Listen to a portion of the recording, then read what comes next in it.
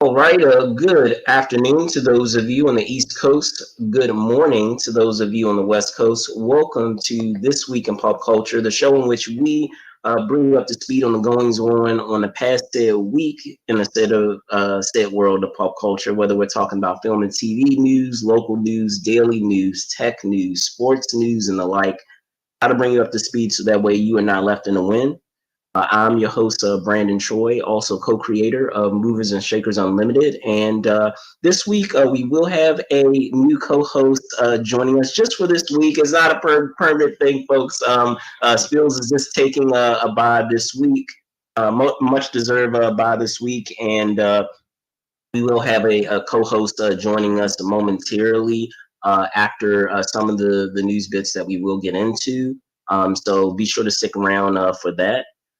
But with that, there were a lot of things that went down this past week in the world of pop culture, of course. And whether we're talking about, let's see, updates regarding some things that may affect what we have with San Diego Comic-Con with the convention center, some implications with that, as you can see in the background with this measure known as Measure C that folks had voted for, and we now have an update regarding what happened with that said decision. We have some other things to get into as well. So whether we're talking about some streaming things, some sports things that went down this week, some trailers, some film and TV news, we still have some things to get into. So without further ado, we're going to dive in.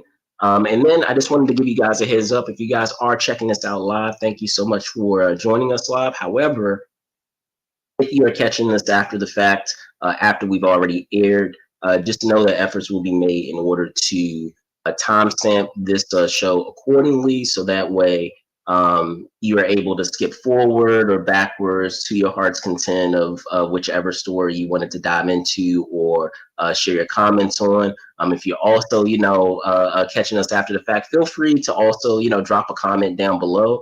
And be sure to try to reply back as best we can about what your thoughts are on a lot of the stories that we talk about this week, and where you guys lie with a lot of those said things. So without further ado, we want to get into our first story, which is a stream and chill segment. So give me one moment while I do that.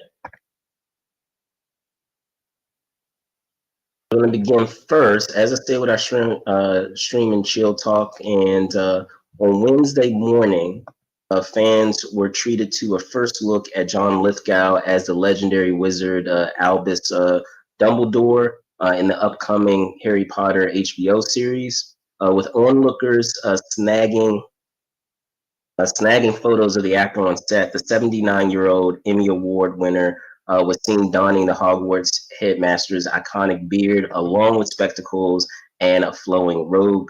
The series is set to premiere sometime in 2027 on HBO and HBO Max. We also had the news surrounding regarding DEXTER, which you can see here.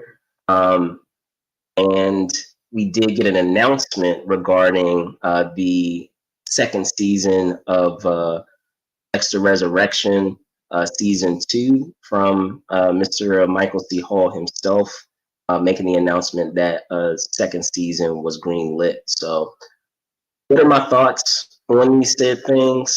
We can start first with Dumbledore. it's a no-brainer to do a to be able to do a series on Harry Potter. I mean, I understand the thought process behind it. I do have my concerns regarding doing any additional content on Harry Potter. I don't really think there's a need to revisit it. I mean, we've already had the gist of what happened, and I feel like while placing the story in a serialized context or format will provide license to touch on or expand upon details that we perhaps didn't get an opportunity to explore in the cinematic franchise.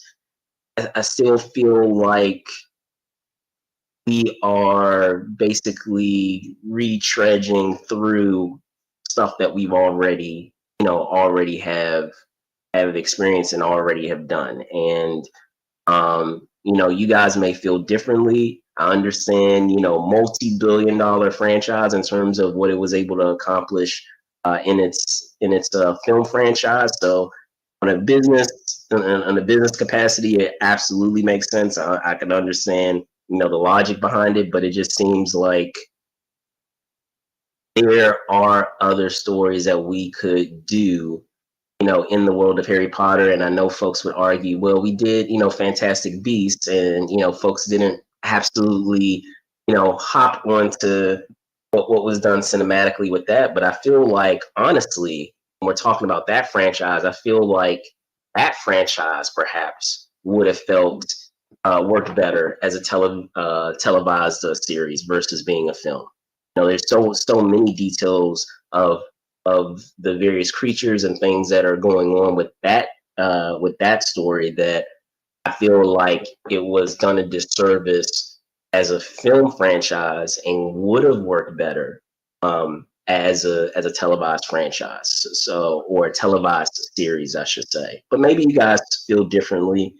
I find it funny that the irony that we're talking about John Lithgow as well, of him playing the iconic Dumbledore, because in talking about Dexter, he perhaps played one of the most iconic villains on Dexter, which is a testament to him as an actor. And in talking about Dexter, you guys, know how I feel about that show. We've done episode breakdowns of that series for this first season. You guys are, feel free to check it out. I'll try to leave a link of that, playlist of the episodes that were done, because we had, some terrific guest hosts joining us on each of those said weeks. So, I encourage you guys to check that out. But getting back to Dexter season 2, there are a lot of things that have been left, in the air regarding this upcoming season. And when it comes to Dexter, for a long time, I was kind of lukewarm in terms of how they wrapped up the original series. And while I was excited for the miniseries that we had with New Blood, I still felt like, in terms of how that was wrapped up, there were things character-wise that seemed out of place for those said characters, and I felt like it kind of got rushed for the sake of being able to wrap up that said story arc. Thankfully, we also had the prequel series, what was it, Original Sin? And as I said, following Dexter, and then after having New Blood, while it was exciting to have, a brand new story, I ended up, feelings wise, I ended up in the same exact place I was in with Dexter, because it introduced some interesting ideas, but I feel like it didn't wrap up the way that I hoped or anticipated that it would, or things character wise just seemed out of place, where they were acting out of character for what you would expect. So entering into, what is it, Original Sin, I'm already kind of, they're already am coming in with some issues with it anyway, because of it being a prequel. And when it comes to prequels, I always have issues with those types of stories because when we're dealing with those said prequels, a lot of people, a lot of times talk about that idea of plot armor, right? And when you're dealing with prequels, that is the antithesis of, that is the main thing that you're dealing with, because there are some things that are definite. Like, there are things that cannot happen, and there are things that have to happen for you to get to the original story. So a lot of times when you need that conflict, when you need that suspension of disbelief, a lot of those things cannot be executed because certain things have to happen, or certain things cannot happen. A certain character cannot die. A certain character has to go down this path because we already know what their fate is going forward. So when you have those kind of limitations in terms of storytelling, it a lot sometimes makes it difficult to really get behind those types of stories, because when you're watching a given story, you want to be able to have that conflict, to have that suspense, right? Of will this character make it out of this? Will they be able to accomplish this goal? And if you already kind of know the answer, it takes the fun out of it. But to the to the credit of Original Sin, while you do have an idea of what characters are going to continue onward, and what they will eventually do, I will say that I did appreciate some of the elements that they introduce in this prequel series. I appreciated, let's see, I appreciated some of the I want to say the logic, but the motivations that directed some of these characters to go down the paths that they would eventually go. Whether we're talking about, let's see, some of our main characters, where we're talking about Dexter, how he made the progression in terms of what his habits are as a character, as the dark passenger, so to speak, and how he came about with each of those things that are a part of his routine, and how it progressed to that, where what he didn't immediately start there. There were things that he had to learn that progressed, that allowed him to include a lot of these things that we've come to know about the character in his routine, in being the quote unquote dark passenger. So that was fascinating. Also, with new characters, some of the newer characters that we had, there were some characters that, of course, did not make it, but there are characters who did make it. So that opens the door. That opens the door to what you could call the Dexter universe, where a lot of those characters right now have an opportunity to still pop up later down the line in this current iteration that we have with Resurrection. So, and getting into Resurrection, there were a couple of things in the beginning, and again, I'll encourage you guys to check out the podcast that was done for this season, Tonight's the Night. But they were minus a couple of things in terms of suspension of disbelief in this current day and age of surveillance. There were a couple of things that I wasn't exactly able to believe or get behind, but overall, in terms of reestablishing the character of Dexter, I feel like improving the character of Harrison, because I feel like that was one of the things that I had a gripe with New Blood, in terms of what was done with that character. I feel like the character has been given new life in this new series in Resurrection, and then also with some of the new characters, that new wrinkle that we had with Prater, and his whole group of like his crazy group of serial killers. That was kind of a wild element to introduce into Dexter, but it provided a new wrinkle of how they did their, I guess you could say, your villain of the week type of format. it allowed them to still do that, but kind of do it in a new way. And then also the things that have been left hanging. Curious to know what more we'll learn about the detectives, and maybe if one of the detectives have a dark secret to share of their own. Again, more of that.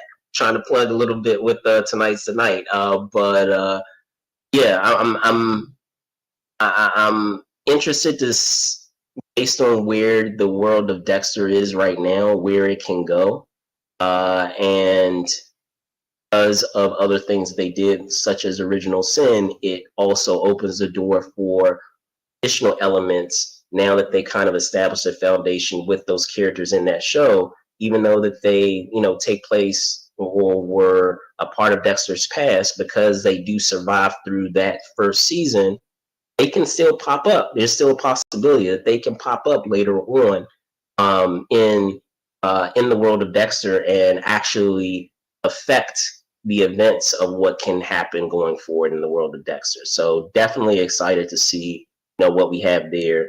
The jury's still out on the Harry Potter show. We'll see. I'm still kind of on the fence about that. As I said, I understand the need to do it based on how strong the IP is in terms of how well the films have done, in the past, and how much money they have generated.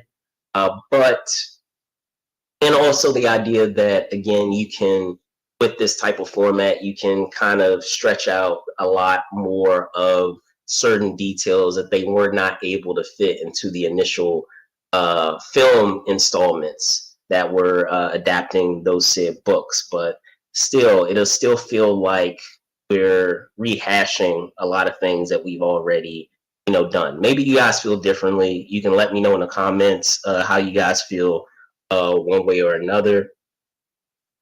So with that, we're going to move on to some sports cooler talk. So give me one moment while I bring that up for you guys.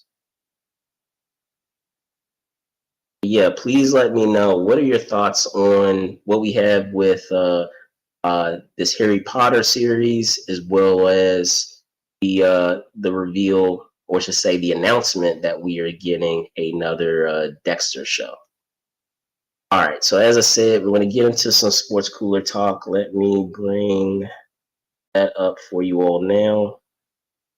We had quite a bit that happened this past said week. We had some injury news, as well as some news around some potential player movement that we might have. It didn't happen over the offseason, but probably will need to keep an eye on it going forward into this coming season. We'll begin first on Monday, as NFL insider Ian Rappaport broke the news that Patriots running back Antonio Gibson will miss the rest of the season due to a torn ACL. As it stands now, teammate Terrell Jennings is set up to jump in on his stead. Currently, the Pats at 3-2 sit at the second spot in the AFC East. And additionally, switching gears in terms of that said injury talk, switching over to the NBA, on Sunday, the Grizzlies franchise point guard Morant sprained his ankle during practice last Sunday. Currently, he is listed as week to week. However, it is uncertain whether the star guard will be playing on opening night coming up in the next few weeks. And then, well, I tell you what, I'll hold off on those said things and jumping into just those initial injuries. And speaking of what we have with running back Gibson. Gibson is the second string, running back for that franchise, and there is something to be said of having that type of, as you can say, the being able to have not the, I want to say the versatility, but being able to have that luxury, having someone who is reliable as in your second string a team like that. It will be interesting to see if the Pats are going to be able to hold down the fort, if Jennings will be able to, quote unquote, hold down the fort for Gibson. Hopefully they're able to, hold it together for the remainder of the season, because it's for the remainder of the season. But to the credit of Jennings, it opens the door and provides an opportunity for him to demonstrate, what he's able to do on the field. So I will be interested to see, how that develops going forward. When we're talking about the NBA with the Grizzlies and Morant is a uber, talented point guard, but the matter is that he ended last season with an injury. So I feel like this season, Morant, just like, funnily enough, when we're talking about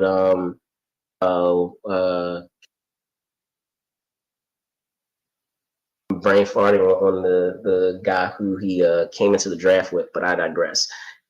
Just like him, I feel like he is on the clock in terms of whether or not he's going to be able to, move forward as being one of the quote unquote elite players of the NBA.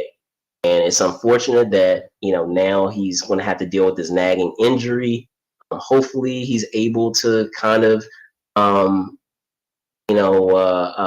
treat himself accordingly and to be able to get the necessary rest and treatment that he needs going forward. So that way he can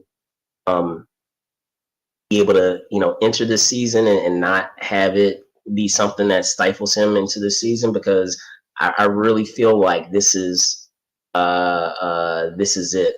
And now I'm recalling a player's name with Williamson. Just like with Williamson, entering the draft at the same time.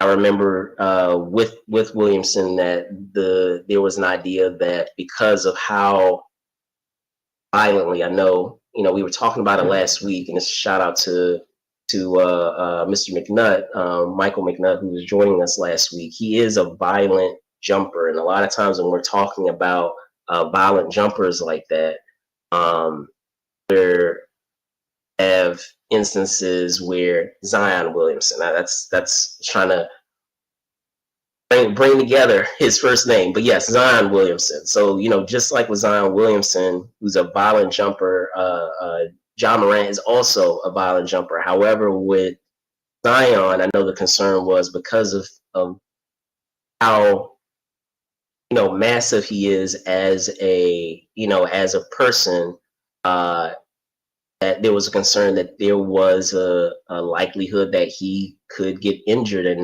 not be able to, sustain that level of play, for an extensive period of time for an NBA career. And, lo and behold, in the last couple of years, we've dealt with him, dealing with a lot of injuries, but, B, also dealing with the challenges of making sure that you are disciplined in your diet and ensuring that your body is in the maximum, conditioning that it needs to be in. But, speaking of Morant, in terms of body type, he's not an incredibly, big player. He is a wiry player. And with that, I feel like dealing with, going up against other players when you're a high flying, player with the athleticism that you have, there is a chance that you could also get injured. And feel like he hasn't helped himself outside of basketball with a lot of the incidents that have happened, whether we're talking about social media related incidents, whether we're talking about incidents that have happened happen in public at public venues and things like that. So I really feel like hopefully, he's able to treat this injury accordingly and to be able to power through this injury and get it healed, because I do really feel like he is on the clock this season when we're talking about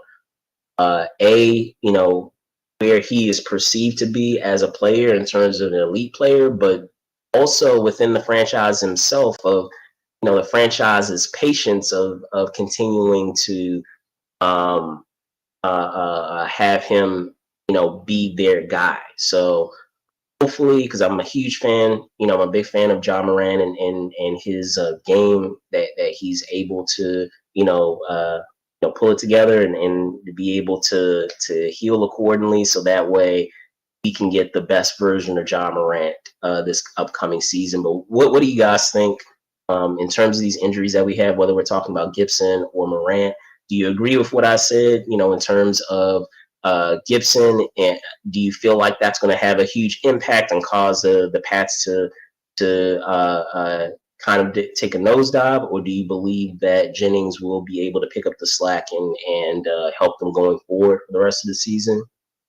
And also with Morant, do you agree with me that he is on the clock in terms of his ability to be able to move forward in his career versus taking a nosedive in terms of his career, not necessarily with the franchise, but with his career? So let me know down below.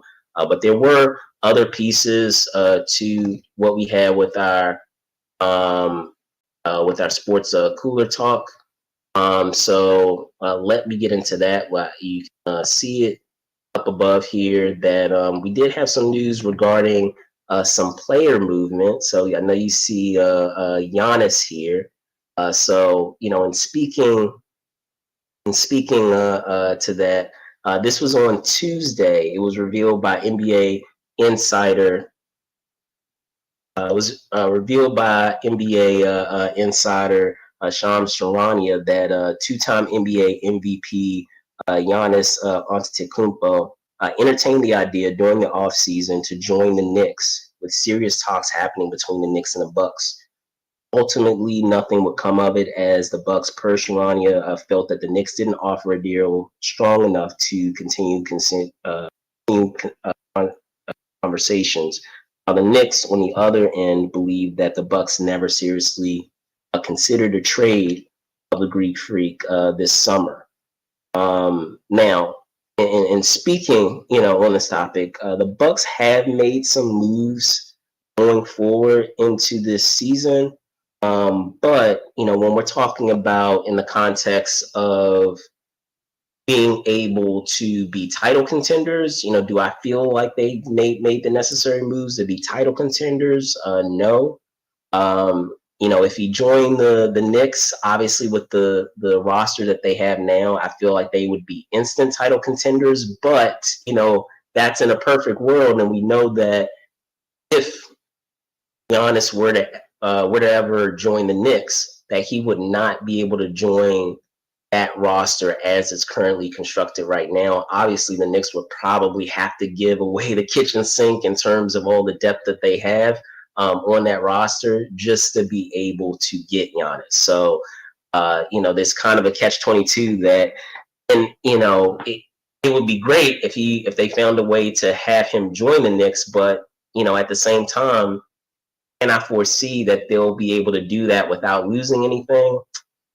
Probably not. So it begs the question: what kind of creative things can the Knicks do, not have to get rid of, as I said, so much of their depth to be able to attain Giannis? Like, will it involve possibly involving another team, maybe with and trying to see if they can kind of swing that in terms of trying to make some trades happen? Who knows? But maybe you guys feel differently. Maybe there's another path that you guys foresee there. But at least currently, as it stands, it's hard for me to picture a world with Giannis being able to join the team as currently constructed, because the circumstances, I feel like, don't align to allow them to kind of have their cake and eat it too, to have the roster that they currently have and to be able to add Giannis to that. But maybe you guys feel differently.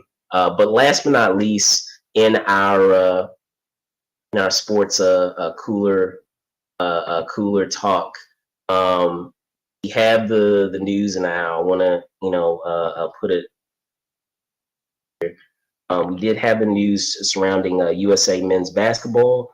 This is again thanks to NBA insider Shams Charania, who revealed on Thursday that Miami Heat head coach Eric Spoelstra is expected to take on the mantle of the USA head coaching position from Steve Kerr for the 2027 World Cup and the 2028 Summer Olympics. Having previously acted as the lead assistant coach for the 2024 team that, of course, won the gold medal. Spoelstra has had an incredible pedigree. Not familiar with him and his winning as an NBA coach. And personally for me, I feel like this is, a no-brainer. Spoelstra's resume speaks for itself, and I can, go down the line with his resume. He's a two-time NBA champion with the Heat. He's led that franchise to 6 NBA final appearances. And this is another thing that I feel like doesn't give enough credit, considering kind of the fickle market and the atmosphere, or I should say climate, when it comes to coaches in the NBA, where it's very much, what have you done for me lately? We've seen coaches recently in the last couple of years, even those that have sustained success of being able to get to the finals with the finals appearances, or actually winning the finals, not that long, not that, far gone from them being let go from the team, maybe a year out or 2 years out from their finals, from their championship win, being let go by that franchise as the head coach. So, considering that he is the longest tenured active head coach in the NBA, that's quite a feat, considering, as I said, the fickle climate that we are in when it comes to NBA coaches. Additionally, he's the fifth most playoff wins, as in NBA history, and the most victories in his franchise. So, be able to say that you have that level of success in the postseason, which I feel is pivotal when we're talking about the Olympics. Don't get me wrong, Olympics is a different stage, but still to be able to not only have success overall in the regular season, but not just in the regular season, to be able to do so going into title runs in his time as a coach, that really says something in terms of what he's capable of doing as a coach. And, I feel like it's going to be pretty seamless because, as I just mentioned, he was an assistant with the current, I should say, with the past 2024 team that won the gold. So I don't feel like it's going to be that drastic of a transition to move on from Kerr to Spoelstra. But maybe you guys feel differently. You can let me know down below, what your thoughts are on that. But with that, we're going to move on from our sports cooler talk. And we're going to have our guests join us. So let me see if they are with us. I believe they are. All right. So let me give them 1 minute. Let me, one moment. And what we have here. But yes, we're going to get into some of our latest sneak peeks. If you're not aware, we did have New York Comic-Con that happened over this weekend. But I'm not going to be alone in talking about some of the things that we have going forward, whether sneak peeks or film and TV things, or even our main topic that you see up below.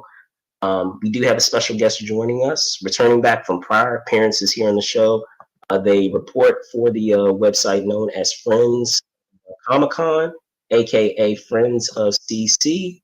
So without further ado, I want to welcome back to the show Mr. Michael P. Let me bring him on now. Michael, hello. Hi guys, can you hear me all right? Yep, I can hear you perfect. Okay, so I wanted to be able to, and I don't know if you're able to move up. It looks like you're all the way in the background there. So there we go. Okay.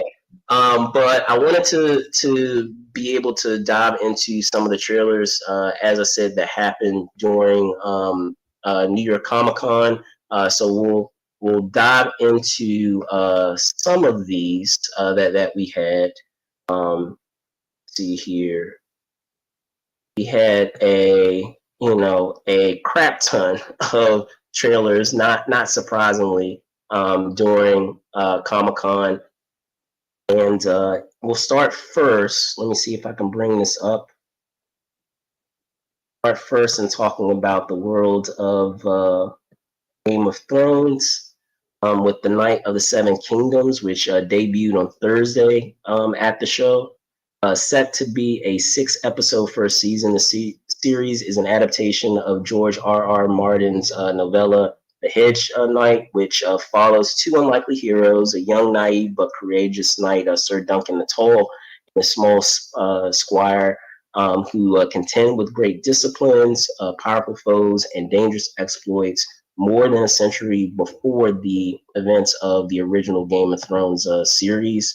And I'm going to kind of do a rapid fire through these, Michael, and then I want to get your thoughts on them. So as I said, we had Night of the Seven Kingdoms on Friday.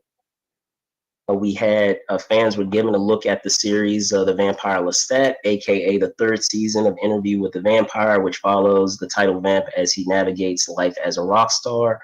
And then finally, not to be outdone on Friday, we also got the release of the Invincible Season 4 trailer, which gave us a very meta look at recapping the events of Season 3. The trailer also revealed that the new season is coming in March of 2026. With all these trailers that we did receive this past weekend from New York Comic Con, what were your thoughts, Michael? Oh, well. All right. My favorite one was Interview with the Vampire Season 3. That looks like it's going to be awesome. And then we get to meet Akasha too. So come on.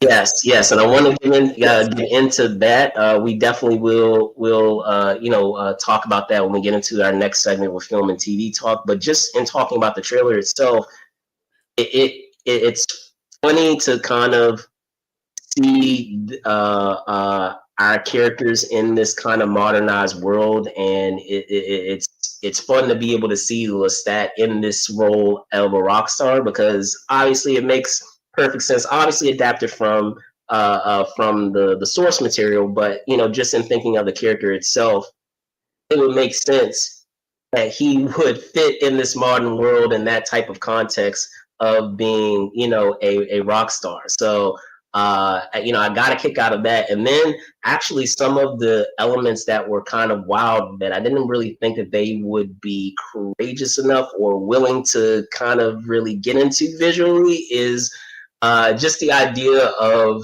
they kind of made a point of talking about, I guess, what that looks like when, just mundane things that vampires do, where I think we had scenes like with I guess the restrooms or something where they were like relieving themselves with with blood. I was like, wow, that's wild. And I'm like, yeah, of course, because that is your only diet would be, consuming blood. So that was kind of wild, and a lot of that banter that we have that has been entertaining when seeing these characters collide within this world of Interview with the Vampire. It's still there, so I'm interested to see what that looks like. We do get a tease of kind of the final, I guess you can say, schism between Lestat and Louis. So where they were kind of like almost like at a divorce proceeding almost. That was entertaining. Yeah, definitely looking forward to that show. I'm glad that they're kind of branching it out with the Telemasca. I don't know if you what your thoughts are on that, and them kind of branching this world or expanding this world out to other entities and creatures. Well, they're doing the Anne Rice universe, right? So I think the Yeah. Talamasca is going to be really good. And then we had the other one with the witches before that, and I can't remember the name of that series, But let's see what they do with it, because there's a lot of material there, and everybody loves a good vampire, and fantasy with witches and stuff. So there's a chance for them to do amazing things. Let's just wait and see, because we haven't seen that. We've seen the trailers and the previews and etc., but we haven't seen any shows yet. So I want to do a wait and see on that one, because they have a potential to do some extraordinary things, and they have the potential to do some garbage. So, But to their credit, so far I feel like they haven't let us down in terms of what they've been able to accomplish in the 2 seasons.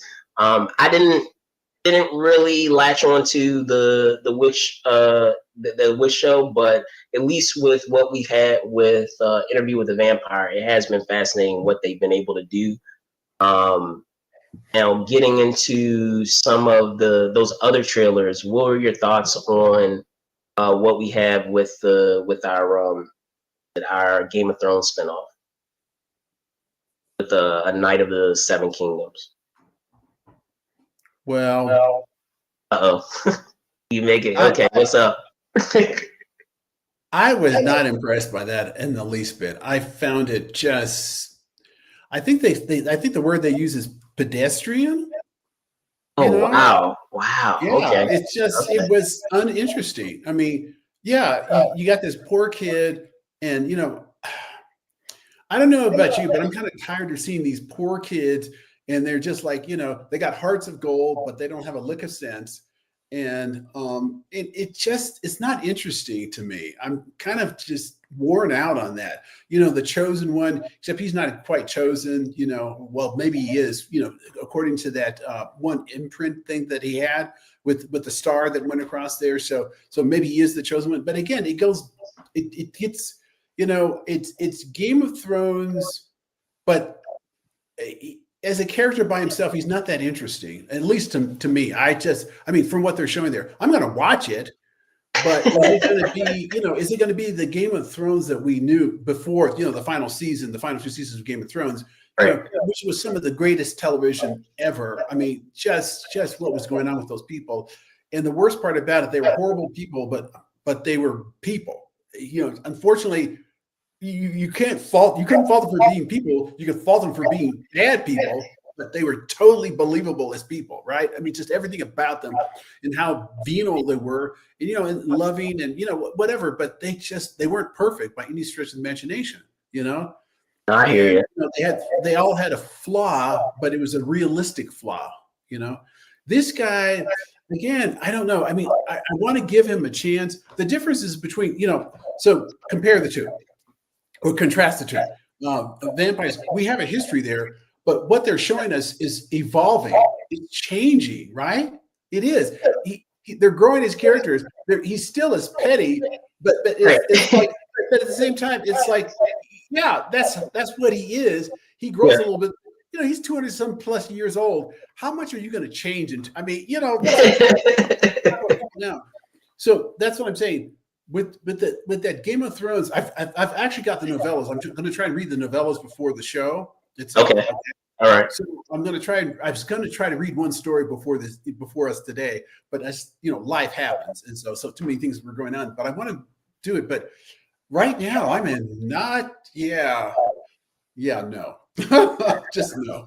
So, I mean, from what I understand, and this is what they were, sharing about the show, is just the idea that it is going to be to what you observed. It's going to be a very different Game of Thrones show. It's not going to be a sprawling epic like a lot of the other shows are, which I don't know how I feel about that, because if we're going to watch a Game of Thrones story, we're expecting a sprawling, epic story. But as you said, I'm willing to give it a chance. They said it was going to be a more intimate, contained story than what we had before, and I guess maybe also why you feel that way, Michael, is you're a little jaded or a little spoiled because of House of the Dragon right now, which is giving us tons of dragons, and this show is supposed to take place after the last dragon has already been slain and already gone. Like, the dragons are already going to be gone from the world. Like, not the events, from what I understand, this show is going to be not too long after that last dragon has been killed. Well, and that's fine, but that means the writing has to be that much better. Okay, it really does. Fair, You have no fair. spectacle there, so we have to be involved with the characters. We have to be invested in them, right? Yeah, And from what I'm watching of the trailers, again, we're just seeing the trailers. It just do you remember at San Diego Comic-Con when we saw the Rings of Power? Remember that? Remember the panel they did there, the Rings of yeah, Power? Do you remember that? yeah. Of course. That was one of the best panels ever, I thought, at Comic-Con. I mean, it was incredible. Unfortunately, the series didn't live up to that. Okay.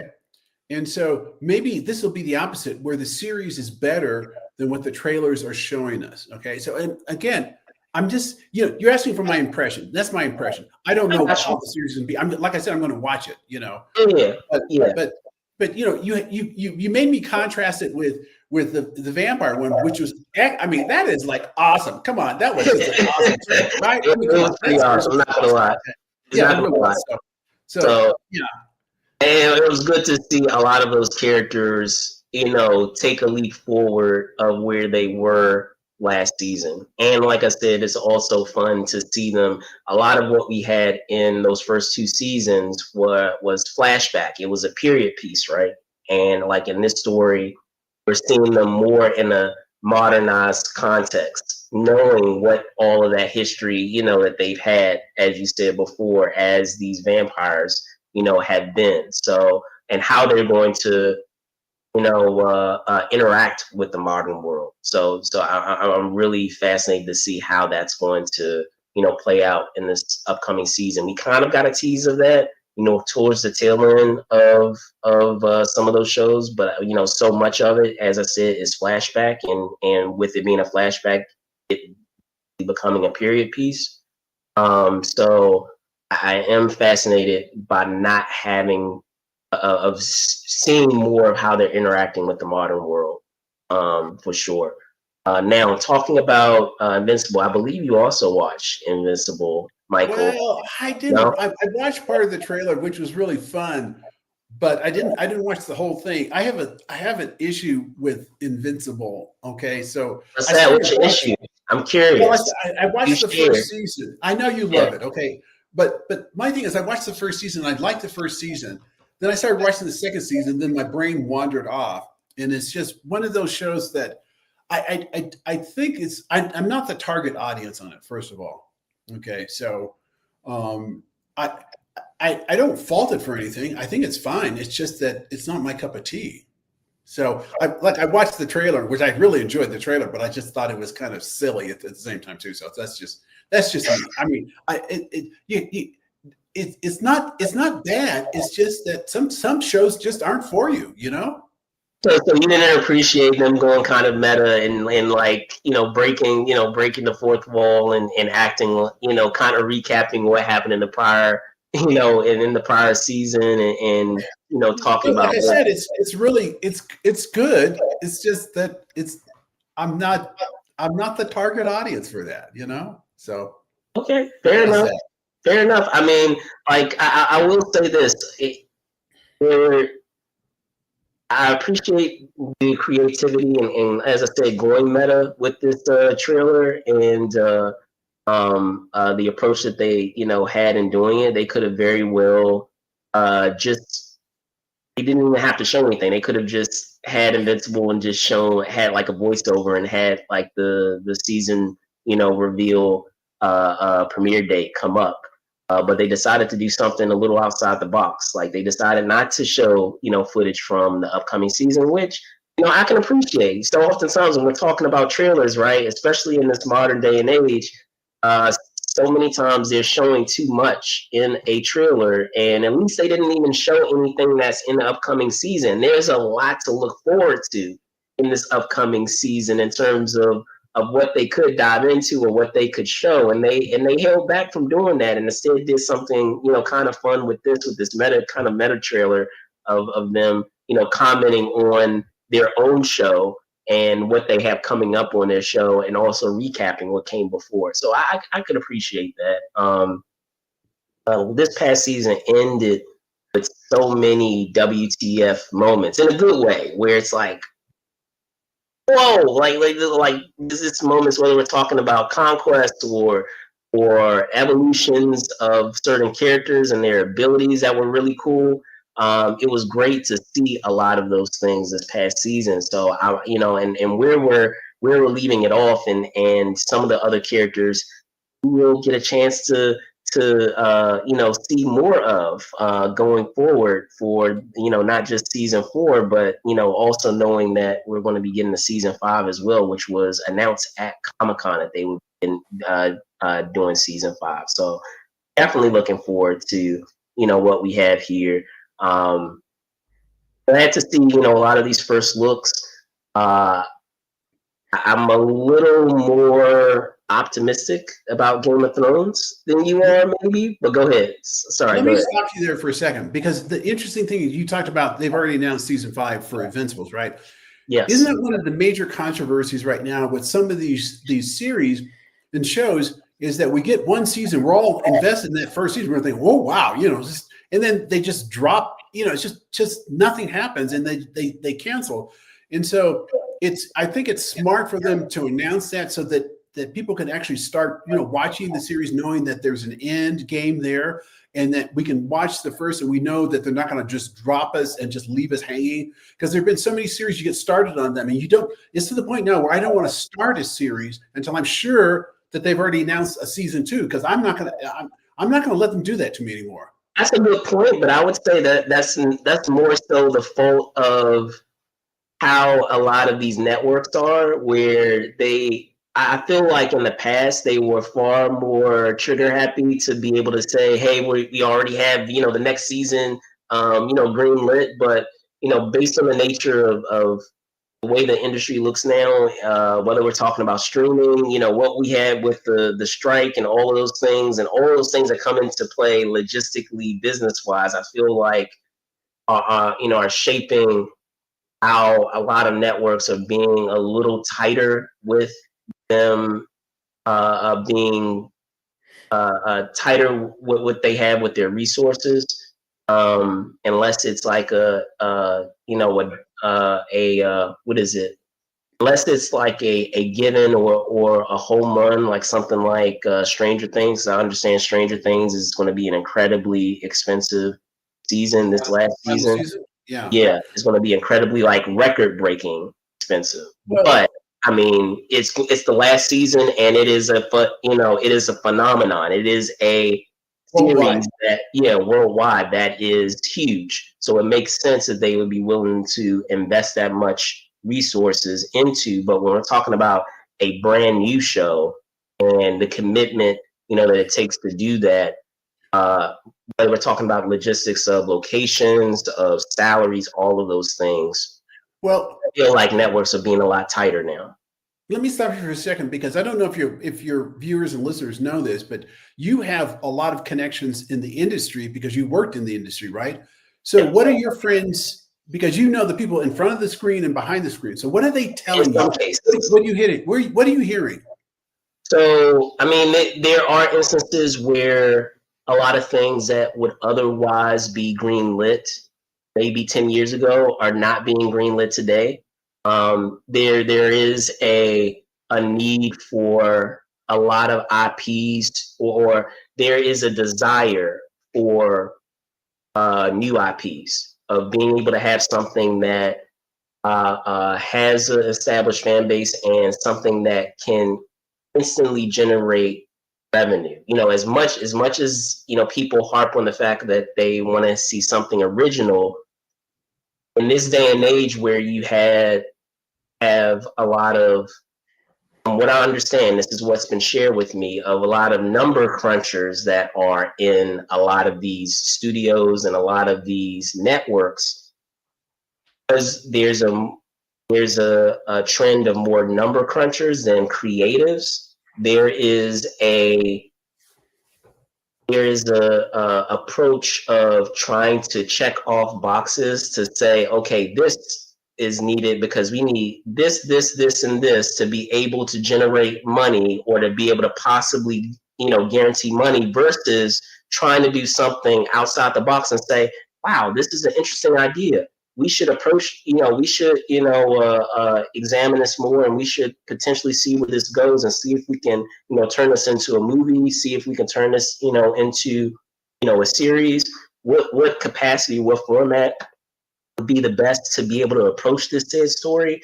There's less of that going on, and there's more of business folks being in number crunchers, finance people being in a lot of these positions that, in the past, you had more creatives that were willing to take risks. And there's less risk taking happening now, where there's a more of a focus on something that can guarantee revenue, which I understand to a degree because of the nature of how our content, consumption has changed. Whether we're talking about with streaming, how streaming has kind of like revamped how people consume their content. It was already coming, but I talk to this with friends all the time. But the idea that we had the pandemic, and I feel like the pandemic sped up that clock of it, kind of reshaping what we have of content creation. Growing up, I used to go to the movies all the time, and don't get me wrong, I still love going in the movies, but there is a different, in this day and age, in this climate, there is a different expectation, or not necessarily expectation. There is a different feeling towards movie attendance than I feel it was maybe 10 or 15 years ago, where going to the movies as a pastime is so much more expensive than it was, when I was growing up, that you're asking a lot more of audiences to be able to do that pastime. Something where growing up, I'm going to age myself a little bit, is that, I remember only paying like $7, $8 to go to the movies. These days you're paying twice that amount, and that's not even including concessions. And, you multiply that many times over when you're talking about whole families going.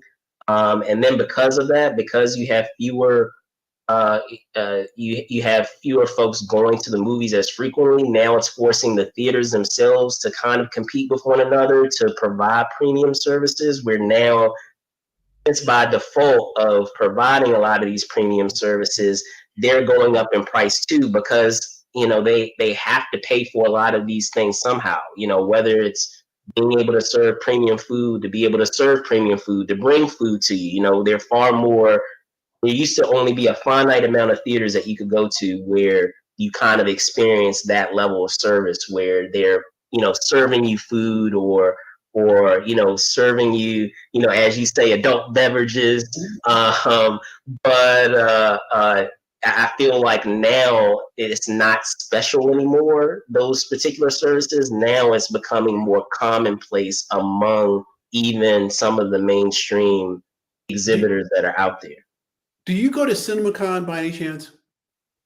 No, but I'm planning on going. I so badly want to go. Yes. Yeah, and CinemaCon, I think, is the place to go, because it gives you a feel for what's actually really happening, because you have the studios trying to sell stuff to the venues and stuff, to the theaters. My problem is with the streaming services now, it's not a problem. I love it, because there are certain films I'd like to watch on my own TV. Okay. And there are other films you got to see it. Avengers Endgame. Oh, come on. You got to go IMAX on that. I mean, that's IMAX, right? I did. You cannot see it at home. I did. For sure. IMAX. And so there are certain things that you have to see in the theater, and there are other things maybe you want to see them, maybe not. And there's stuff you just want to watch at home, because it's like you can make yourself, an adult beverage, if you will, or you can make yourself a nice little your own popcorn, and sit there and watch a really good film. In some cases that are very emotional and just beautifully written, and you can just sit there and just behave as badly as you want to. I.e., perhaps there's a few tears or something, dust in your eye as you're watching this. Whereas if you're watching this in a big theater, you don't want to be having that dust in your eye, if you will, at the theater. But, again, there are shows that you've got to see on that giant screen. You just got to. it's not a movie at home.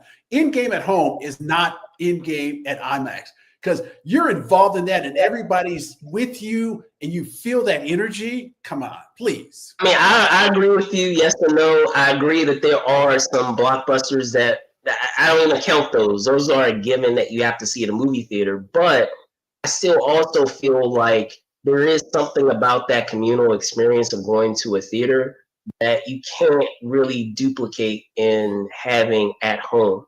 And so, whether we're talking about, it doesn't even necessarily have to be a big like blockbuster. If we're talking about like something like The Sixth Sense, of having a twist that you have in Sixth Sense, like to be able to experience that communally, with an audience is a different type of experience than you would at home. And whether we're talking about some horror films, there's some horror films where you have audience members that you're talking with the audience members too, where they're talking to the screen like, no, don't do that, or don't do this.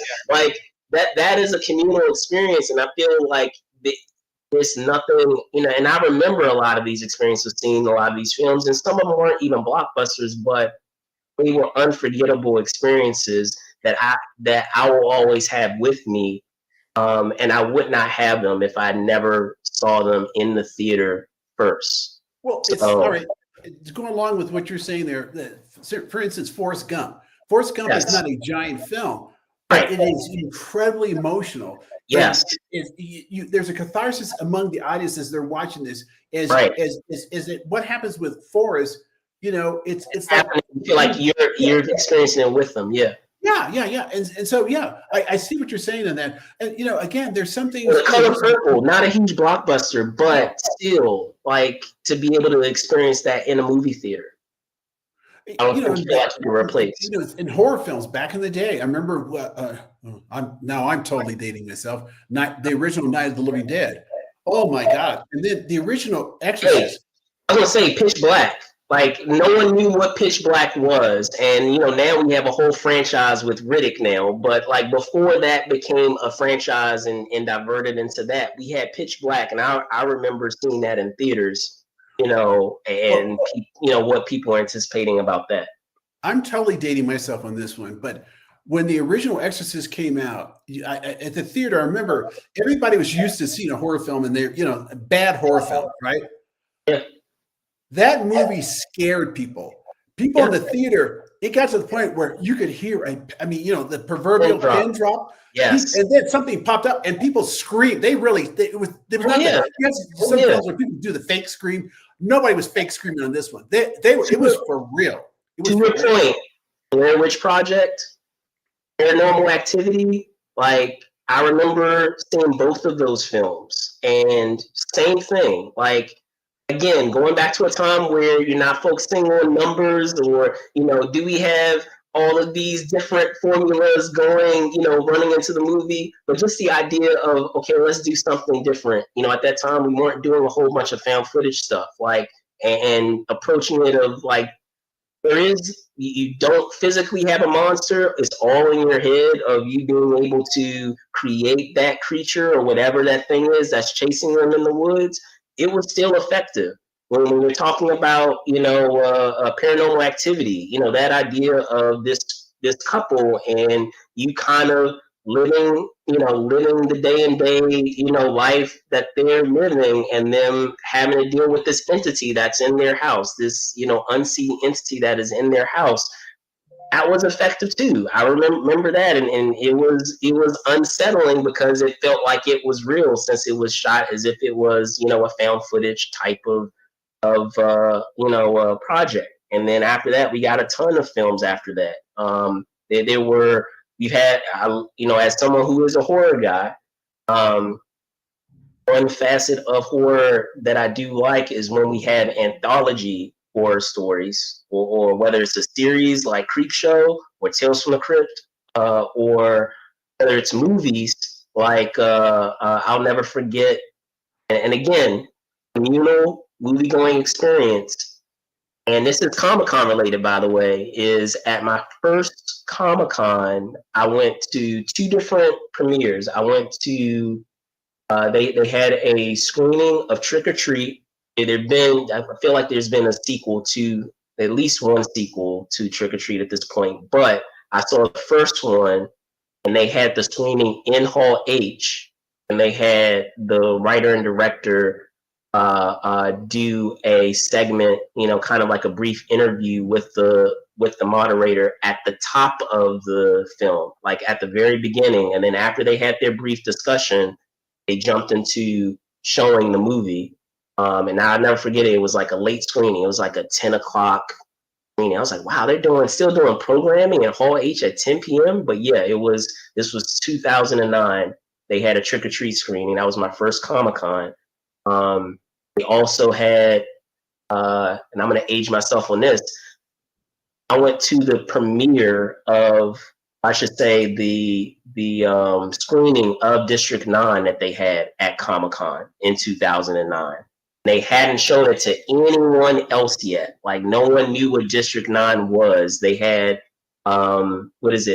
Peter Jackson, talk before the movie, and I'm brain farting the main actor's name, but you know who I'm.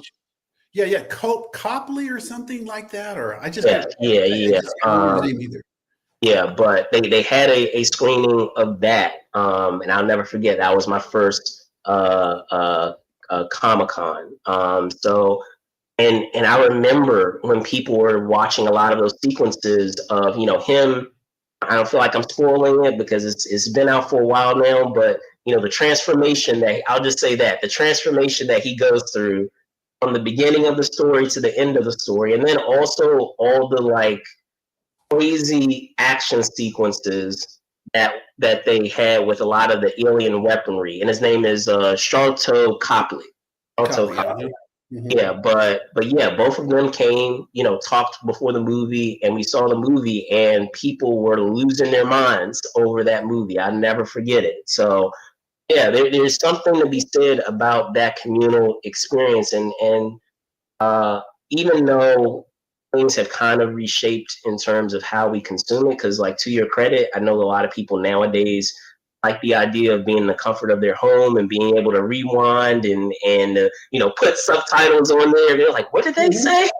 But I feel like there is still something to be said, regardless of how expensive it's gotten, that we can't lose that movie experience, because there's nothing like it. Like I said, I'll still remember to this day, whether they were blockbusters or not, seeing a lot of those movies. My very first movie, 89 Batman, very first movie I ever saw. Never forget that. Jurassic Park, Blade, The Matrix, like, there's so many out there, even, and talking about those blockbusters. And even at the time, believe it or not, and seeing The Matrix wasn't really considered a blockbuster. It was like randomly released at some point, random time, if memory serves, in like the spring, the year it came out, and no one really knew what it was. And then like, as the momentum and the buzz started to generate, it was fascinating to watch how that kind of took off. So yeah, love movies, love that movie going experience. But how do you guys out there feel? Let us know down below of whether you're letting us know in the chat or if you're watching this after the fact, how you guys felt about the trailers that were shown. I feel like, Michael, that's a good segue into our film and TV talk. There were a lot of reveals that we did have along with these trailers that were shown at New York Comic-Con. But before we get into some of those reveals, I do want to talk about a sequel to a 90s classic. So let me bring that up for you all now.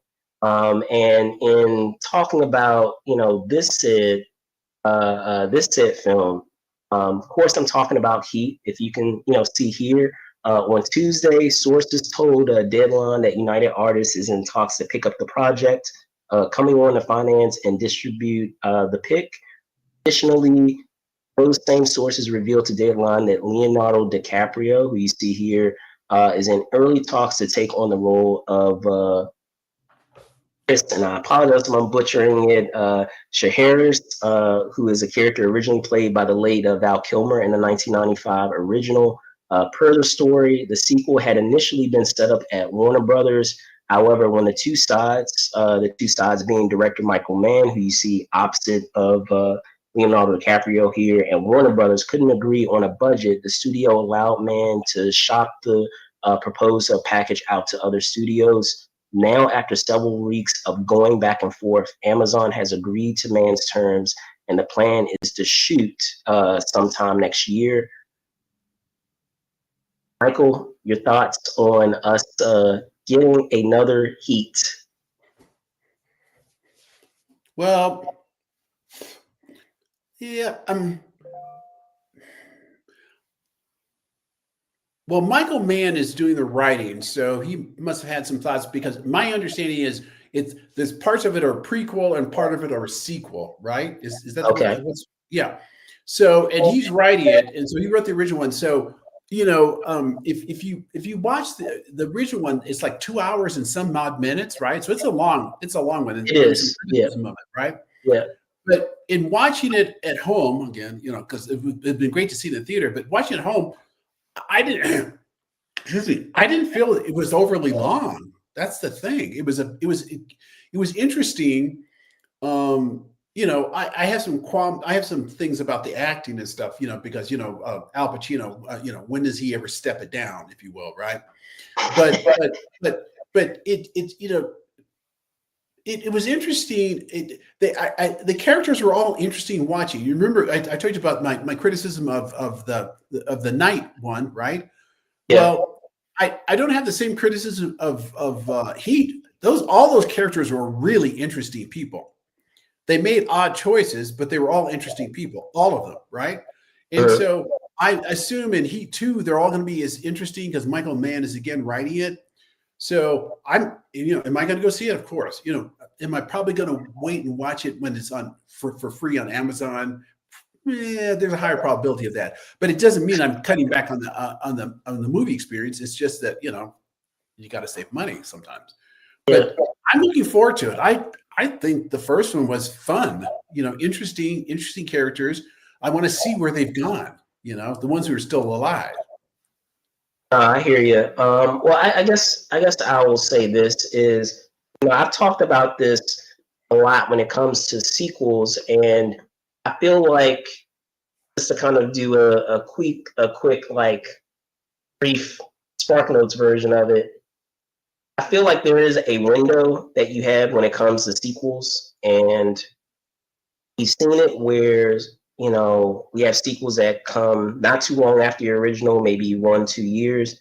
And then we've also seen instances where the sequel is coming 10 years after the fact. I feel like you're getting into dangerous territory if we're going beyond that 10 to 15 year mark, because so much has changed in terms of your audience, where many of the audience members that perhaps were into the movie at that time, they were in a different time of their lives when they were seeing the movie, and they may not be keen on revisiting it. And then on top of that, you have a brand new set of visitors, a whole new generation almost of visitors, not visitors, but viewers that are that you're introducing this story to. So, I mean, there is a possibility, like you said, that people will go back, check out the original film, but at the same time, I feel like this is 30 years after after doing the first movie. That's a lot of time, and this isn't Star Wars or any like major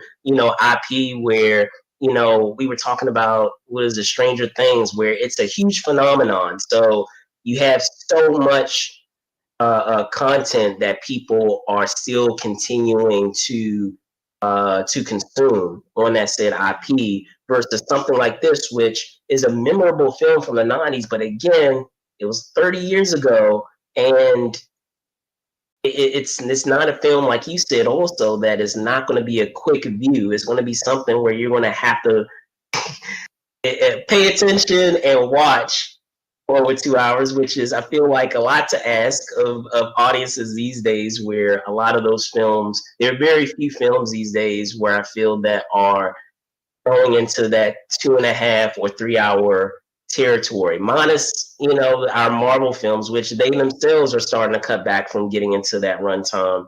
We're in a day and age where a lot of films are being cut shorter, and I feel like sometimes that is to the detriment of the film, because I feel like it could, and in some cases, those films could benefit from having maybe 5 or 10 minutes to further develop, the characters and the choices that they make. And it feels like sometimes those plots are rushed because of like extensive editing that may have ask them to cut it down to under 2 hours for the sake of attention, the lack of attention that audiences have to be able to stay with the film past that time.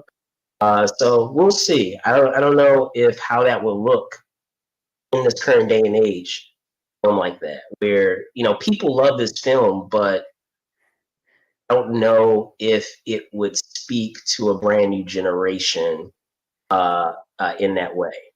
Well, the way I look at it is like this. When they talked about superhero film fatigue, it wasn't superhero film fatigue. They were just crappy films. I'm sorry. If the movie's bad, it's just bad.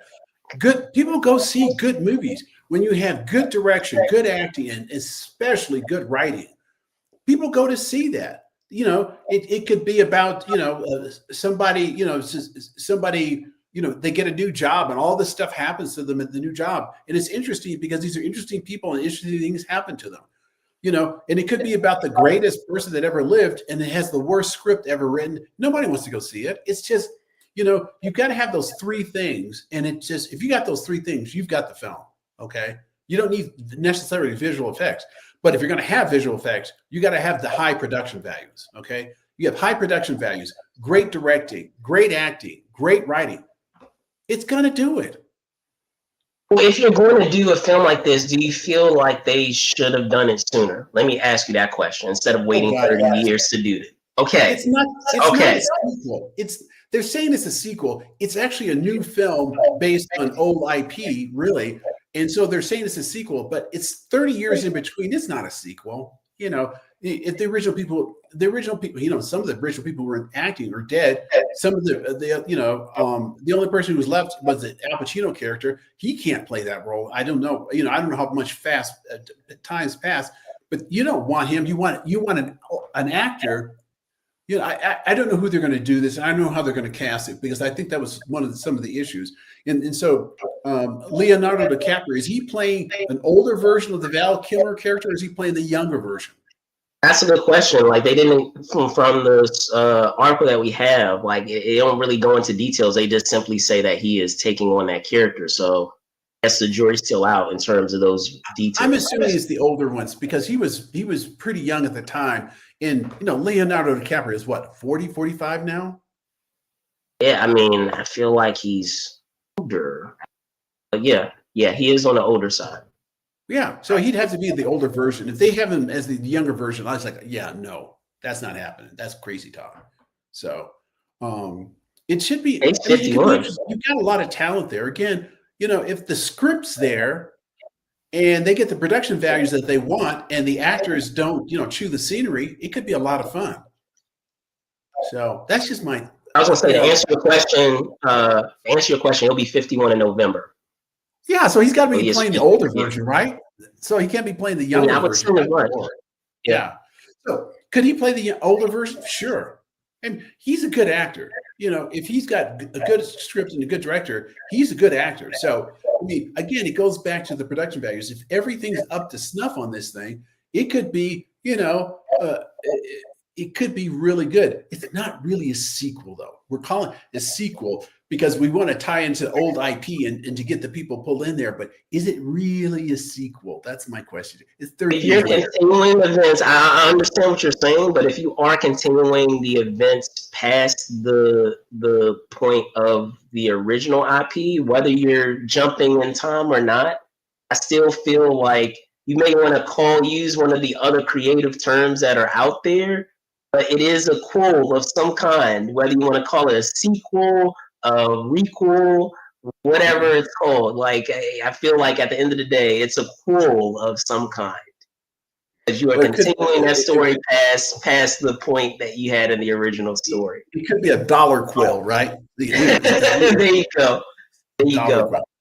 But there were, as I said, outside of what we had with Heat 2, there were some other reveals that did happen this week. So I would be remiss not to bring those up. So before I get into that, what were your thoughts, everyone, on what we had with Heat 2? Whatever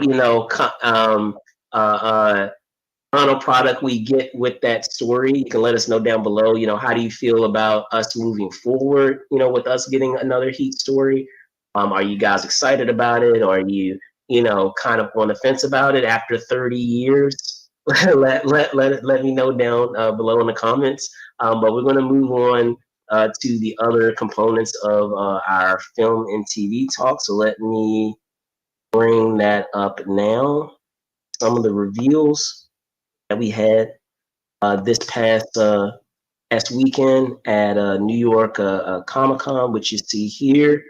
As I said, we did have a couple of reveals, and I want to kind of do a rapid fire through some of them, Michael. So on Friday, we got the reveal that reveal of Lestat's bandmates. We got the casting news of who will be playing Akasha. With Invincible, we now know that Lee Pace will be voicing Thrag, the big bad. And it was also confirmed on Saturday in the Mortal Kombat 2 panel that the third film is already green lit. So we can start with either, because I actually plan on showing the actual video that they had, which I thought was quite creative with Akasha or the bandmates. But what were your thoughts, Michael, while I pull it up? Wow, that's an awful lot. Lestat is still going to be my favorite going forward. I'm sorry, but they knocked that thing out of the park with the vision, with their teaser, with their trailer, and then this other thing with the other character, some of the characters. Some of them are all of them Lestat, or some of them Talamasca too. I couldn't. Well, it looks like they were the bandmates for his Lestat band. So let me see if I can pull that up. But okay. So no, it was. I think that's an interesting way to do that. We saw them in the trailer, but I think it's good to show them individually like that, because these are not. I mean, some of them are fairly well known, and some of them I personally didn't know any of them. Okay, so. Oh no, you're right. I apologize. Yeah, you're right. In the world of the film, yeah, it's the other characters that are going to be introduced into that world. So yes, you are correct. Yeah. So I mean, I just think that's a good way of doing it and stuff. And as for Mortal Kombat, I had seen the trailer, and the trailer that they showed. So is that the first in the series? Are they going to do 3 in that series? Is that the first in the series, or the second or third? So this upcoming film that was actually supposed to drop, ironically this month, and got pushed back to summer, is actually the second film, because we had the first film happen during that pandemic where they were doing that. Yeah. Matter of fact, and I'll never forget it because it came out on my birthday. It came out on April 19th. So. Yeah, we've had the first film. It did really well in terms of the viewage that the interest that was there on Max at the time when they were doing that dual release. So it gave them the the license to decide to move forward with the second film. And this is kind of a first with Mortal Kombat 2, because there was supposed to be a third film in the prior franchise from the 90s. But after the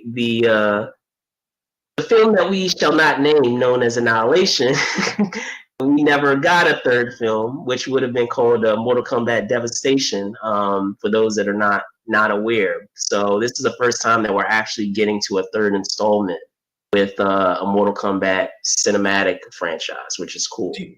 Do you like Carl Urban as the lead in this?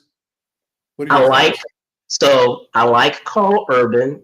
I don't like Carl Urban for Johnny Cage.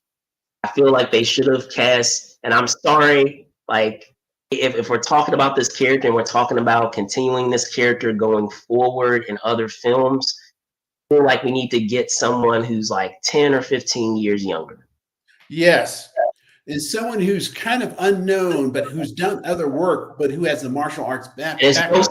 It's no slight against Carl Urban. I love Carl Urban. I love the series The Boys. I love a lot of the stuff that he has done in his career. I'm a big fan of Carl Urban. I'm just saying that I feel like it, and I could be proven wrong when I see the movie, but at least as it stands on paper and what I've seen so far, I still feel like they should have gotten someone in He was 15 years. miscast. Yeah, because he is a very good actor. There's no ifs, ands, and buts about it. The man's a very good actor. It's just that I think he was miscast in this role. And maybe it'll work and maybe it won't. We won't know until we see the actual film and stuff. But I have my doubts. It's like my doubts about the Hedge Knight too. So Okay. I'm not gonna let that poor kid. I have the greatest hope for him, but it's just like that trope is so old and so tired, and they need to let it go. But it's possible. It's really good. Like I said, I'm going to read the books. I'm going to read the novellas too, and see where it's all coming from. Okay. All right, cool. And I'm trying to see if I can now pull up what we have with the reveal. Yep, here we go. Of what we have with Asha. So let me see if I can share this with you all so that way you can see what they ended up showing. But yes, go ahead. Have you seen her in anything else? The woman's going to be playing Akasha. Have you seen her in anything? I have seen her. She was in the Woman King. She was one of the warriors in the Woman King. No, which one? The what king? Woman King, about the female warriors. Oh, okay. She was a part of that group. So let me see. The Woman King. Let me just do a little quick search on that, okay? Yep. While you're doing that. Yep. Here we go. That had Viola Davis, didn't it? Yes. Yeah. So she was a part of that entire, band of warriors. So that's where we actually get the domology from, don't we? That's what has been the word that has been out there of it being inspired by those groups of warriors. I have heard that, but yeah, just I would just say just the film itself was amazing for those of you that haven't seen. Well, it's showing here that it's on Hulu and on HBO Max, and so if people, if any of the viewers want to have a chance to look at it, and they've got Hulu or HBO Max, they can look there to see if they can see it. Get a chance to see it. Gotcha. See, I think I have.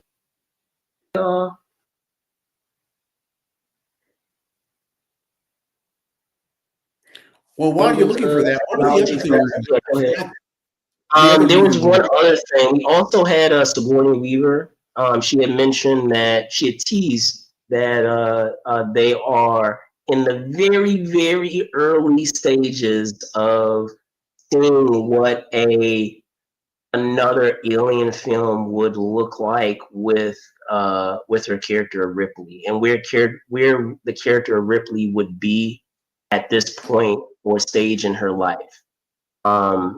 And talking about, I guess there are like 50 pages that are written thus far with where that character might be. I'm fascinated that we're still talking about Ripley as much as what is it?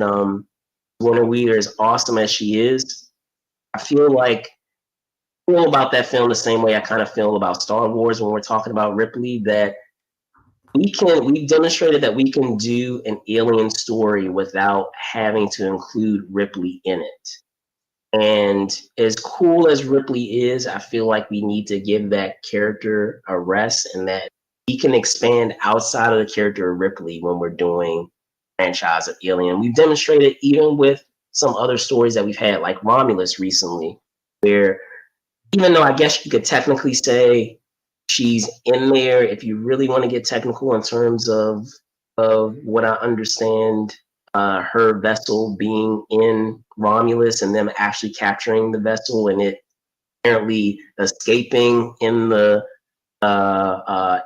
collapse or the destruction of that Romulus vessel. Spoilers, but actually having a story centered around her and actually seeing her on screen, um, it was from other characters, and I feel like that film has demonstrated to us that we can still do a good alien story without having to focus on that character. Just like in Star Wars, we don't have to focus on any Skywalker to tell a good Star Wars story.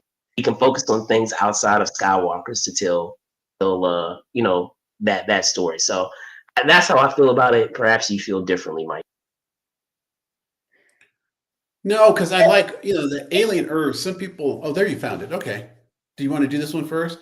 Yeah, let's do this first. Okay. See if I can.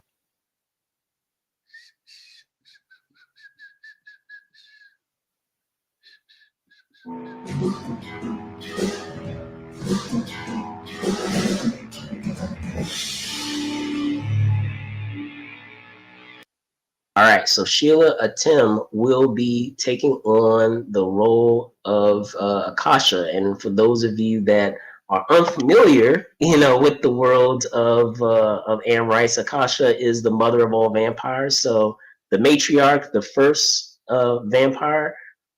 So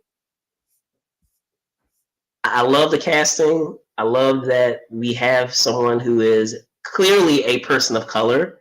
I love that that is not someone who seems like they can be another ethnicity. She's a dark skinned woman. I love the fact that it's very clearly someone who is in from Africa. And because I feel like a lot of times when we're talking about doing characters that are from Africa, sometimes they have a tendency to cast someone who is you kind of not sure where they fall versus just explicitly saying no, this character is black. They're very clearly black.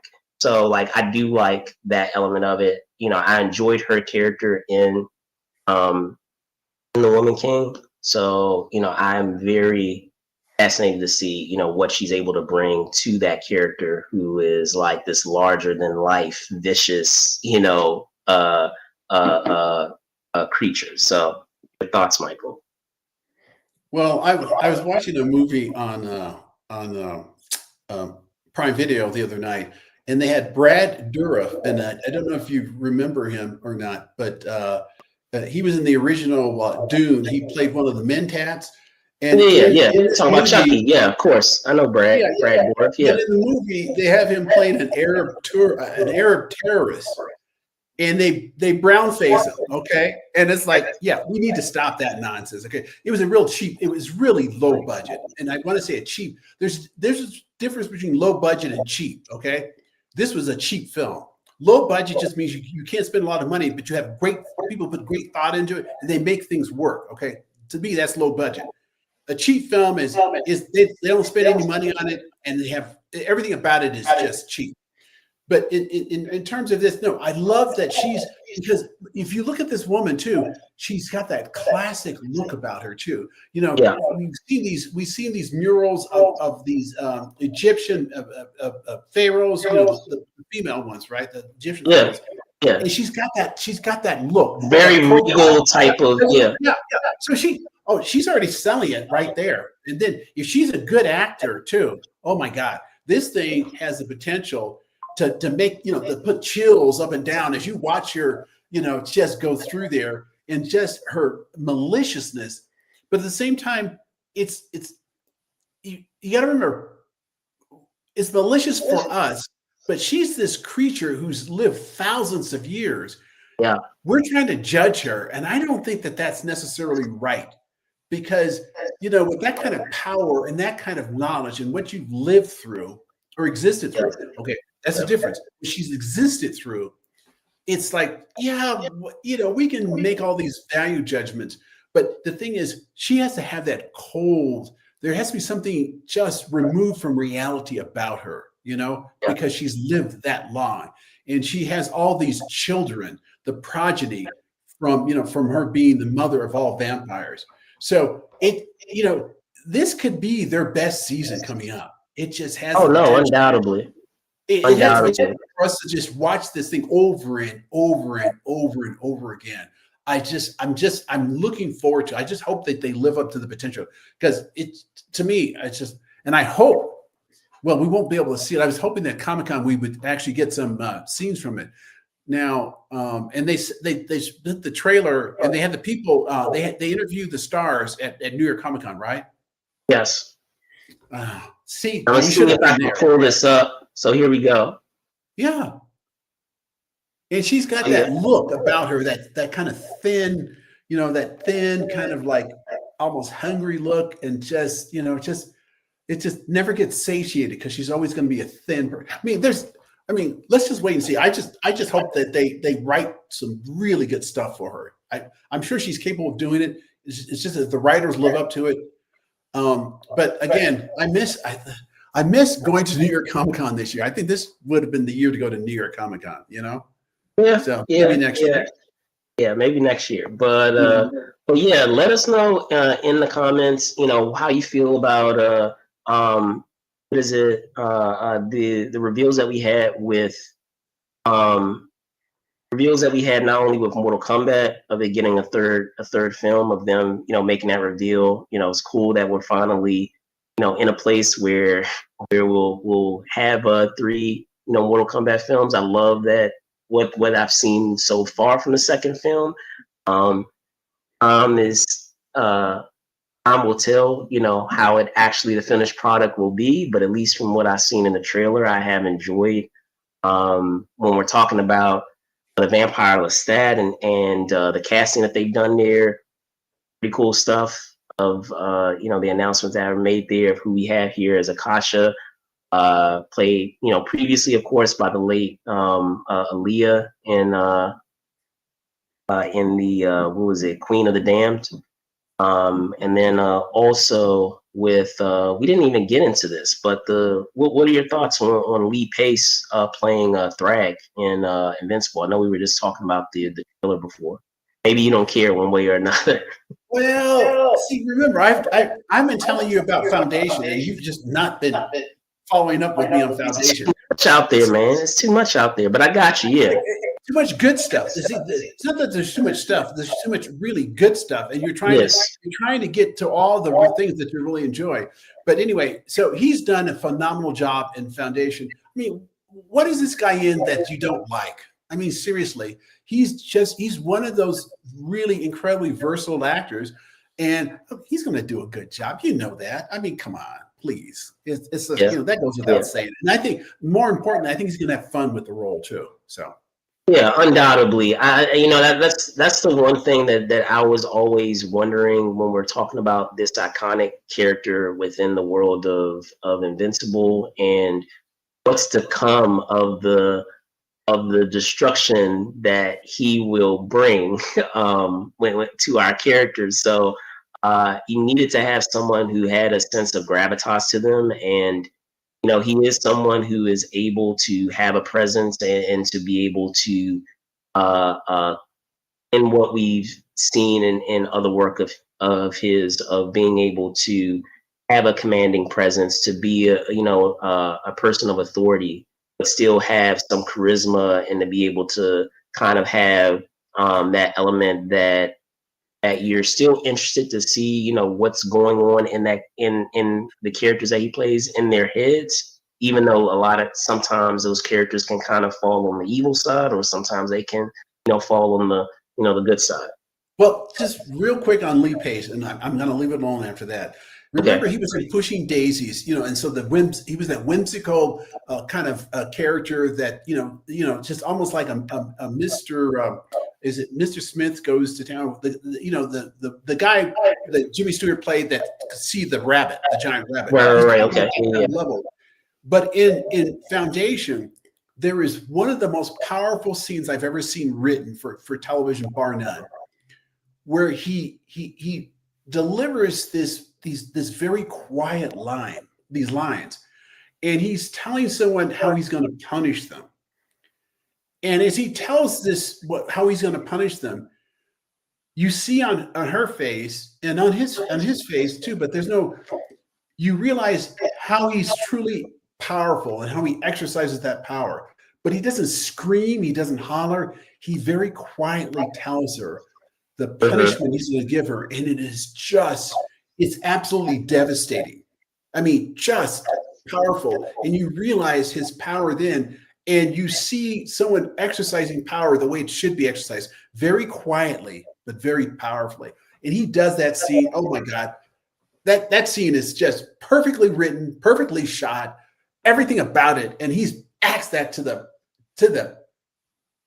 it's perfect. It's just perfect. Okay. I love that scene. I tell everybody about it in Foundation because it's so wonderful, because he reminds you what a truly powerful person can do, and they don't have to throw things and act all silly. Yeah. It's just you quietly tell them what's going to happen to them, and it's horrible. I'm not going to do a spoiler on it, but it's amazing. It's truly amazing. And the kid can act. He can act. But again, to your point, it takes someone with that level of talent as an actor to be able to play it that way, because the easy choice would have been to scream it, to make a big scene about it. But there's more in doing less when you're saying something that horrible. So. Oh, it's wonderful. If nothing else, you've got to watch it just for that scene, that first season. Oh my Lord, that is so good. So good. So good. On my queue, I promise. It is on my queue. I know you got to put it on the list. Hopefully it will come off of my queue, so that way I can get around to watching it. But there's so many things out there. No, I totally get it. I mean, it's like I need to get caught up in the Invincibles. I need to get caught up on this. I need to get caught up on that. It's like and then I don't know. We have the boys. I mean, we have Gen V right now. We have the boys that'll soon be like. Are you watching Gen V this season? Sure. Oh my God! Yeah. It's just they keep piling it on. It's just so good.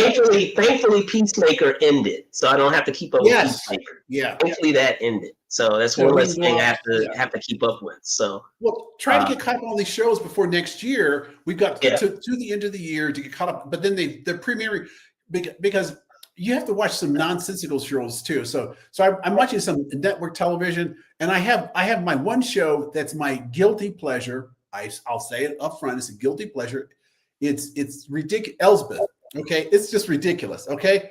But you got to have something where your brain doesn't have to work so hard, It's I hear you. Relax. Well, for me, back in the day, that was like Simpsons or like Family Guy, or it was actually even more so than Family Guy. I feel like I turned the brain off, and I kind of miss it. I wish they still had it come on. Celebrity Deathmatch. I used to watch that all the time. Oh, yeah. That was good. Now, see, that's what they could do a reboot of, Celebrity Deathmatch. I mean, come on. That was hilarious. Awesome. And let us know in the comments if you guys watch Celebrity Deathmatch. That used to be my jam, and I was kind of bummed when they got rid of it. But how do you feel about some of the stories that we talked about, whether it was what we had with Invincible, whether what we had with the Alien franchise, and then potentially bringing Ripley back, or even with all the big reveals that we had with the Vampire Lestat. You can let us know down below. I can talk today. But if there were some other things that you guys that we didn't mention that you wanted to discuss, let us also know down below, because like I said, this was just the tip of the iceberg. There were a lot of things that went down at New York Comic Con this weekend, but I wanted to touch on some of the things where we already had commented on in terms of the sneak peeks and kind of do a continuation of that. So we're now going to get into our main topic with our daily news roundup, which you see here in the background, as this next story might potentially provide a light at the end of the tunnel for San Diego's future in regards to hosting major events. On Monday, NBC7's San Diego followed up with San Diego Mayor Todd Gloria regarding the Court of Appeals of Fourth Appellate District in San Diego upholding its judgment last Friday regarding the 2020 ballot measure C. He had the following to say: "This ruling is a win for San Diego and for voters who overwhelmingly said yes to this back in 2020. Finally allows us to move forward with long overdue improvements to our convention center, stronger investments to reduce homelessness, and real dollars to fix our streets. This decision clears the way for progress that benefits everyone, our workers, our businesses, and our city's future." Now, with all of that said, what he said, I'm going to rewind the clock back a bit because some of you out there might be asking yourselves, what is Measure C? So back in 2020, a ballot measure known as Measure C was proposed, which would be a hotel tax that would be used to expand the convention center, address homelessness, and support. Back then, it was assumed that a 2/3 vote in order to have it pass, a threshold that it fell short of back in 2020 with a 65.25 approval. However, through the appeals ruling, it has now been revealed that it only needed a simple majority in order to pass, meaning that with the 65% vote that it attained back then, it was more efficient, more than efficient for it to be able to get approved. So, Michael, your thoughts on this ruling and its ramifications for events that come to San Diego, particularly Convention Center? Well, I think the ruling is good. I think it's interesting, when they wrote the initial ballot thing, they made a mistake in writing up the ballot that way. That was one of the things. And then the appeals court basically said, well, we don't care how you wrote it. The Constitution basically says it just takes a simple majority. And so the people, when they wrote it, they probably should have looked a little bit more closely at doing that. And they made an assumption that a 2/3 majority would be easy to get. Okay, so apparently that was wrong. Now, the other thing too is, because they have that settlement with Fifth Avenue Landing, the city does, they can't start construction because of that settlement until 2026. Well, okay, that's fine. But my question is, well, or after 2026, I'm sorry, it's after 2026, right? So they can't start construction until 2027, right? I think that's it, right? So my thing on this is, okay, so how about all that deferred maintenance that they put off? Why not spend some of that money on that deferred maintenance then, during the time when they can't do any construction? Because there are a couple other things that have to happen too. There's an initiative that they've got to, and how the money has to be spent. So they got to get the initiative done. So all that has to be, finished as well. So, this is the first step. There are a lot of steps that still have to happen, and they need to be real careful because people are watching this very closely. So they need to get it right. They got the ballot initiative wrong. So everything else has to be right after this, Yeah, for sure. I mean, I'll just say, just in general, hopefully this will be able, because I mean, a lot of people remember this where a few years ago, I guess it's been more than a few years ago at this point, even prior to the pandemic. I don't know if you remember this, Michael, where they have released all of this preliminary, video of what changes they were planning on making on the convention center, and I think if memory serves, they were trying to do something really elaborate in terms of building a whole new extra floor to the convention center. I think that the idea was that they were also even going to build a larger hall than Hall H on that other floor, to kind of compete against Hall H of being the biggest venue space within the convention center. I don't know if that's still going to end up happening, but with the fact that they will have an opportunity to make improvements to the convention center, all I can say is finally, because I feel like they can benefit from more space. As someone who goes to CES, in January, and going those past few years, anyone who's been to the Vegas Convention Center, that place is huge. And I feel like when we're talking about something of that size, I was like, man, if San Diego's convention center was just even slightly bigger than what it is, it would be such a service to those who go to the show, who are shoulder to shoulder and getting around at the convention center that said week. And I can't really speak on like the streets. I feel like it's going to be a given that you need to repair streets just as a regular thing that to upkeep the state of a city. But I will say, I'm glad that they'll be able to use it as a service to help the homeless, because that is a community that you do see if you are visiting San Diego, and and understanding the plight that a lot of that community is dealing with in terms of being in San Diego. I'm glad that there are going to be services available to assist them further. Well, it should be interesting to see how this all works out. Again, we'll start seeing, as soon as they get the first ordinance done that they're working on, about spending the money, then we'll start seeing how they plan to, use all the money. They talk about percentages, they're saying something like 59% will go to the convention center and 41% will go to homeless services. But then, of course, that percentage just kind of leaves out the whole thing about the streets. But, again, this goes back to, we won't know for a fact until they work out the ordinance and then they start saying how the money's going to be spent.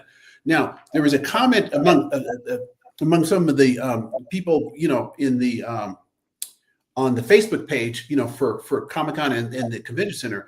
And what they reminded people is, at Comic-Con last year, if you bought a badge, if you were in a hotel room downtown, you already paid that 13 point whatever percent. So, this was just, the argument in court was just, what they were going to do. So we've already been paying it. So it's not, we already felt the pain one time. So it's like, it's already kind of over with now. So next year we know. But I will say, with that being said, I am so grateful. I love my relatives who live in San Diego. Thank you so much, because I don't have to deal with that. Like, you should be so glad. I'm so happy, that it's not something that I have to stress out about. So I'm so grateful to you guys. Thank you so much. You know who you are. I'm letting me, stay annually with you guys during Comic-Con week, because yeah, man, like I know so many cases where there have been regulars that go to Comic-Con, and because of how crazy the hotel situation has gotten and the logistics. Yeah, I mean, not even hotel apocalypse. I mean, that too, but I'm just saying, just the process of they have to put aside what to be able to pay for this hotel. Oh, and then, in order for it to be affordable, then I have to go through this whole other process of going through the ones reserved through Comic-Con, because like if I try to do it, outside of those Comic-Con reservations, I'm gonna have to deal with the crazy surcharge that the hotel is charging directly. So yeah, I just can't imagine having to deal with that. Like I said, so grateful to be staying with you guys, family, during that week. But I'm glad that we're finally getting some movement, because as you were talking about of the feeling the sting of it, already feeling the sting. So okay, let's actually have it serve a purpose of what it needs to do, where it needs to go. Because I know there's saying it's all good. But perhaps you guys out there feel differently. How you guys feel about this the tax that we had with the Measure C? How do you feel about where they plan on delegating what the funds that are made from that tax?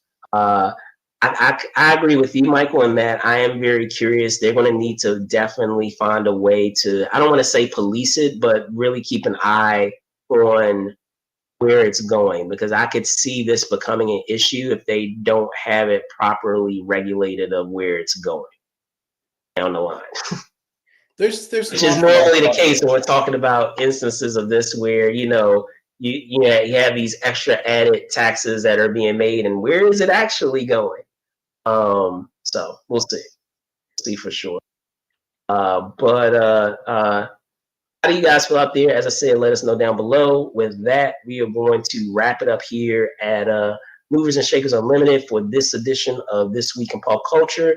Before I go, I am going to punt it over to my co-host this week, Mr. Michael P. So, Michael, if you could tell folks where they can find you. Okay. Don't forget, I'm a senior writer over at Friends of Comic-Con, and that's where I put out a lot of, write my articles, and my colleagues write their articles. And also to, just as an aside, at a lot of Comic-Cons, I do panels, and I tend to do Expanse panels. And so if you're at a Comic-Con, look to see if there's an Expanse panel, and it might be my panel. So definitely, stop and say hi to me, and let me know that you saw me here too at one of my Expanse panels at the Comic-Cons. All right, well, there you guys have it. Again, I want to thank Michael for, hopping on board. I'm your host, Brandon Choi, co-creator of Movers and Shakers Unlimited. You can find me at Brandon Choi, ENT down below, or Brandon Choi _ENT on Instagram. That being said, thank you guys so much for watching. Be safe out there, and see y'all soon.